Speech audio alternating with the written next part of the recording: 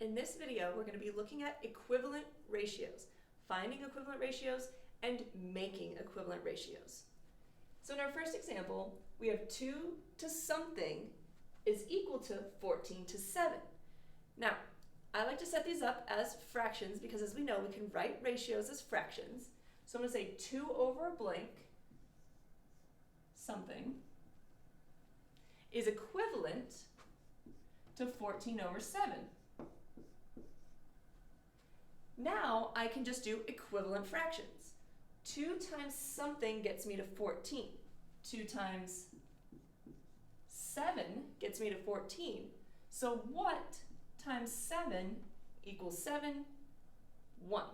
So I know 1 times 7 is 7, so my missing number here to create an equivalent ratio is 1. Another example here, we have blank to 5 is equal to 6 to 5.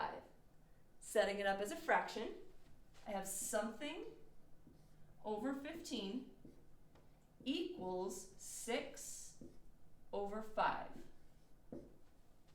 How do I go from 5 to 15? Times 3. So 5 times 3 gets me 15. 6 times 3 is going to equal 18.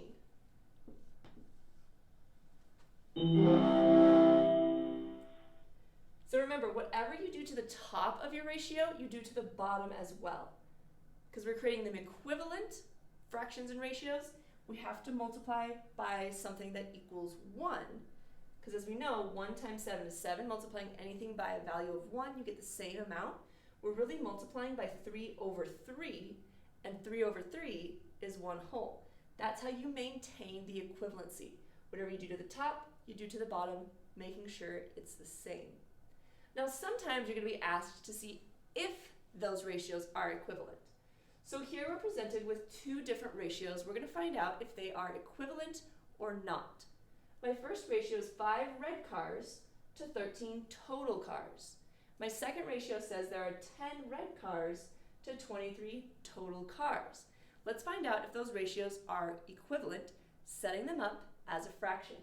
So I have 5 over 13.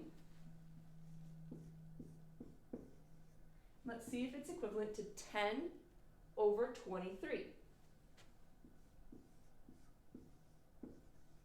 I'm going to do that by checking to see if I can multiply both the top and the bottom by the same number to get to the other fraction or the other ratio. 5 times 2 gets me to 10. So if I do 13 times 2, I should end up with this denominator.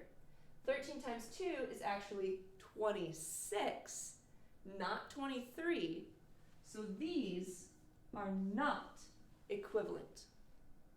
Let's check the next example. Here we have 2 dogs to 30 cats.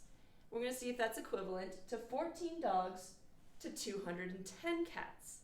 So setting it up as a fraction, 2 over 30. The next one will be 14 over 210. Let's check to see if we can multiply both our numerator and denominator by the same value to end up with this second ratio. 2 to get to 14 is 2 times 7. So that means 30 times 7 should give us 210.